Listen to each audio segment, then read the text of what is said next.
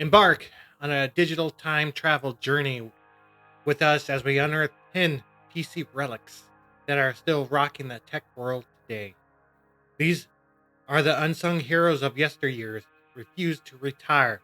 Discover how these ancient artifacts are living their best lives in the modern era and are more relevant now than when they were invented. Let's discover how these ancient artifacts are living their best lives. Some of these PC components date back one score past the Civil War. In a world where floppy disk drives reigned supreme, they were the covenant treasure chest of data, hoarding the secrets of the digital age. These venerable relics were the heartbeat of information exchange, the very essence of tech lore. Then, from the shadow emerged a challenger, a minuscule marvel that would redefine the realm of possibilities. Enter the thumb drive, a tiny titan, a stealth sentinel of storage poised to revolutionize our digital age. The USB flash drive is a portable data storage device that uses flash memory with an integrated USB interface. It is a remarkable piece of technology that has allowed us to store backup and transfer files. The flash drive enters the market in the year 2000. The USB flash drives are easy to use and durable. They have evolved to support various USB standards, including USB number 2 and 3, which each iteration increased the data transfer rate, speed, and storage capabilities. For long-term use, the flash drive is slowly dying. Cloud storage and the ease of transferring data over the internet has caused a decline.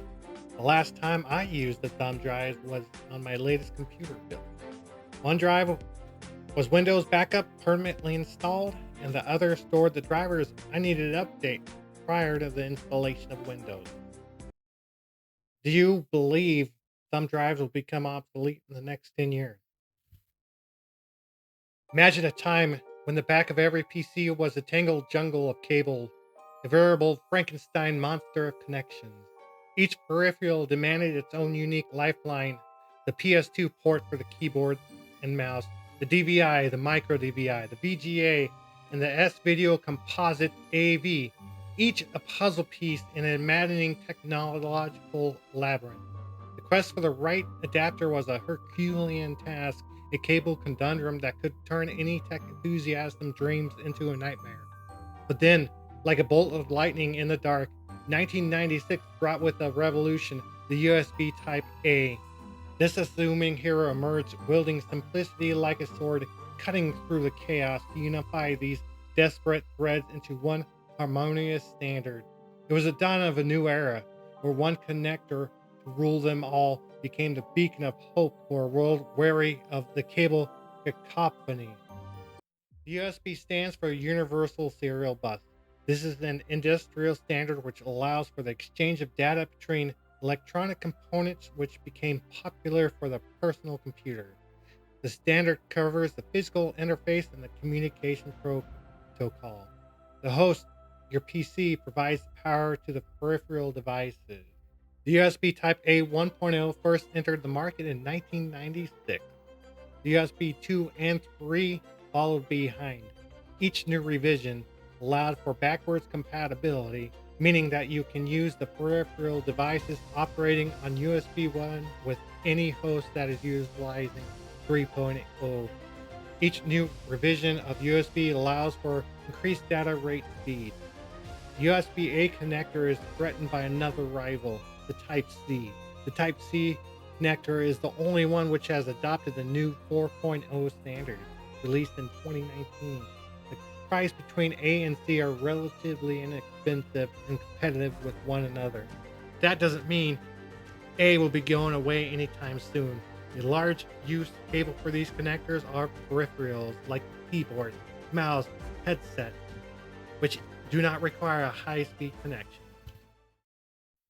In the unseen battle with your PC, a silent sentinel stands vigilant. Day in and day out, it shields your digital fortress from the inevitable tempest of treacherous currents. This unsung hero, the power supply, is the last line of defense, tirelessly guarding against electronic doom with unwavering resolve. The PSU is an integrated part of your personal computer. It provides a clean, conditional source of power to your motherboard. GPU, hard drive, and other various attachments.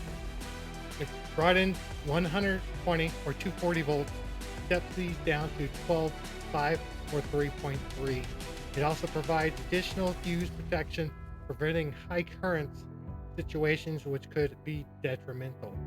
Intel developed the ATX standard power supply in 1995. This allowed any manufacturer to build to these standards and to be used in most x86 motherboards. The 80 Plus initiative, launched in 2004, allowed for the grading of PSUs on a scale between plus and titanium. Standard 2.0 came out in 2003, while 3.0 arrived in 2022. Each iteration allowed for additional power, efficiency, and a new connector. Intel developed the ATX standard power supply in 1995. This allowed any manufacturer to build to these standards and to be used in most x86 motherboards. The 80 Plus initiative, launched in 2004, allowing for the grading of PSUs on a scale between plus and titanium. Standard 2.0 came out in 2003, while 3.0 came out in 2022. Each iteration allowed for the additional power, efficiency, and new connectivity. In the age of knights and castles, the steadfast lifeline weaves through the kingdom of technology. Ethernet, the grand enchantress of connectivity, forges an unbreakable chain of communication. Binding distance lands with its copper-clad spell. Like a drawbridge over a moat, it is linked to the needs of the realm with the speed of galloping steed, heralding an era where information flows as freely as the mead at a royal feast. Robert Metcalfe and David Boggs introduced Ethernet in 1973. This allowed for the transmission of data over long ranges at a remarkable speed. Without Ethernet, local area networking would not be feasible. Ethernet was introduced in 1980 and became standardized in 83 under IEEE 802. Each new revision of cabling was introduced under a specific category or CAT. 1993 introduced the Cat4 cable alongside the RJ45 port. The connector's significance could not be understated, as it would allow for the cables to be reliably assembled to the tough EEE standard. This is the common port used today. There are 8 different categories of cable, with each new revision providing an increase in operating frequency and bandwidth. Twisted pair, shielding pair, and shielded jacketed are methods utilized by the cables to send a reliable signal. Each iteration of Ethernet since Cat4 are backwards compatible, excluding 8.2. Good luck finding a Cat4 cable. Despite the increase in wireless connectivity through LAN and internet through the cell, Ethernet remains one of the best methods for high-speed connectivity. Despite the onslaught, the cable will be around for a long time. In the whimsical world of cartoon capers, where Tom chases Jerry with relentless zeal, there lies an unsung hero often caught in the middle of their merry mayhem. This hero is none other than the computer mouse, a sleek navigator of the digital maze. Unlike its animated counterpart, this mouse doesn't scurry away from the cat. Instead, it stands its ground, guiding us through the virtual world with the slightest flick of a wrist. So here to the computer mouse, the true maestro of point and click, always ready to lead us on another adventure, be it in work or play, with the precision and grace that even Tom admires and Jerry aspires to outwit. On December 9th, 1968, Douglas Engelbart introduced the first mouse. The first iteration included a protective housing, connector and wire, opposing track wheels, and a pointer. This allowed for the 2D navigation on the screen and the ability to click at specific points. Later iterations would add a mechanical ball, a right clicker, and a scroll button. Early 2000s saw the introduction of the optical USB mouse, which is the most recent iteration. Wireless connectivity and additional buttons for the gamer's pleasure. Peripherals, which allow the connectivity to the PC and the user, are essential. Without these devices, operation would be challenging. Touchscreens and motion detection devices have aroused the market but were unable to supplant the king. The mouse is here to stay indefinitely. In the vast Hannah of the digital world, there lumbered a behemoth of a disk drive, as ponderous in speed as it was colossal in size. This elephanic relic of storage, known to the tech tribe as the Slowdiscus gigantus, was a gentle giant that held memory in its massive magnetic belly.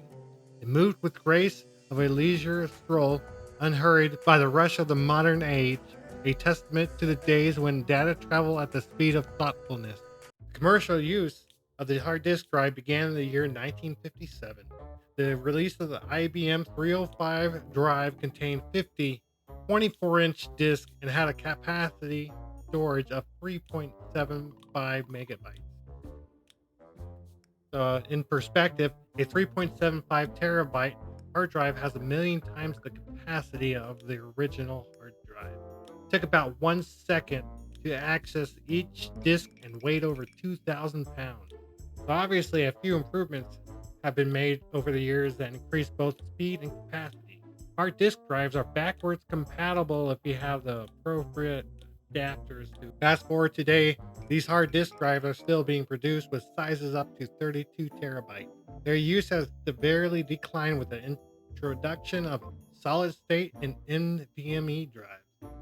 Both devices are quicker than the hard disk drive. The one advantage this dinosaur tech has over their counterpart is data retention. IC chips that store data require regular power to refresh the charge inside the memory. You shouldn't leave an SSD or MVE unplugged for more than a year, as it will lose its data. A hard disk drive can stay unpowered indefinitely and still retain its data. And what do you think the existing use of the drive is today? Steps right up, ladies and gents. The marvelous of the Victoria age, the electrophone. This wondrous contraption, a true spectacle of innovation, brought the magic of life performance right to the parlors of fine society. Imagine, if you will, a world before Spotify, before radio, even before the gramophone scratched its first tune. The electric phone was the talk of the town, an upside-down pair of headphones that delivered the sound of London Grand Stage directly to your chin of all. For a modest subscription, you could eavesdrop on the opera without leaving your chaise lounge or catch a sermon while sipping tea all through the miraculous telephone line. It was the era's hottest ticket to ride the airways, a social media platform where the like button was your delight gasp of awe. So dust off your hat, tighten your corsets, for we are dialing back to 1895 when the electrophone was the bee's knees of entertainment. The first headphones were invented in 1890 and were referred to as electrophones. This allowed the user to listen through the headset, analog noise passed through the speaker. These devices came with a standard quarter-inch jack, which was invented in 1878 for the telephone switch station. Fast forward today, headphones are still in use, especially in the PC world. We can connect via Bluetooth, USB, and 3.5 millimeter analog jack. Considering the quarter-inch jack is still standardized today, you can use a 1890 headphones on your PC today with an adapter. No guarantees on sound quality. Picture this: Ulysses S. Grant, the 18th President of the United States, a man more accustomed to the thunderous roar of cannon fire than the pitter-patter of modern machinery. One day, aimed the sole grandeur of the Oval Office, a curious contraption chattered to life. It's a teleprinter, the last marvel of communications, clacking away like a hen pecking at corn. Grant, with his trademark stoicism, eyes the machine with a mix of intrigue and suspicion. As the machine splits out a ribbon of paper, he can't help but wonder if it's a secret code, military dispatch, or perhaps an invitation to a surprise party in his honor. One can only hope. With a furrowed brow, he picks up his message. only to find it's a telegram from the future congratulating him on his newfound fame as a meme. What in the name of common sense is a meme? He mutters as the teleprinter hums in anticipation of his next move. In 1874, Christopher Lev Schulz would introduce the world to his invention, the quarterly keyboard, which became the standard use for the mechanical typewriter. This same layout was adopted in 1870 on the teleprinters. This device would transmit data across vast distances. Keyboards have always been integrated into computers pretty much since their inception. The first PC keyboard was implemented in 1981. There have been some minor changes throughout the years, which adapter to which peripheral it needs to connect. Today's keyboard operates via USB or wireless. The question really is, will the keyboard ever go away? In the digital kingdom, where silicon steeds gallop through circuits and bytes, there once was a wizard named Gordon Moore. With a twinkle in his eyes and a loll up his sleeves, he conjured the X86, a spellbinding set of instructions that would charm PCs for generations to come. The X86 was no ordinary enchantment. It was the cornerstone of a revolution, a potion so potent that it transformed the computing landscape forever. And at the heart of this alchemy was Moore, the merry mage, whose poetic vision of doubling transistors set the stage for a future where computers could fit in pockets and data dance at our fingertips. So let's raise our goblet to the X86 and Gordon Moore, the grand sorcerer of semiconductors, whose legacy lives on every click, tap, and swipe of our enchanted device. The X86 is a family of complex instruction set computing introduced in 1978 by Intel on their 16-bit processor. Naming originated from their first series of processors, which all ended in 86. There has been changes throughout the years to accommodate new functionality, but software written for these processors is still valid for use on the current generation. We can still install Windows 95 on the most current build PCs today. With the advent of ARM processor, total shares of the computing space have decreased for complex machines. The market for lower priced devices will steadily increase, with laptop computers slowly being taken over by more simple instructions. Servers are also leaning towards this trend. Will the X86 last the next 20 years?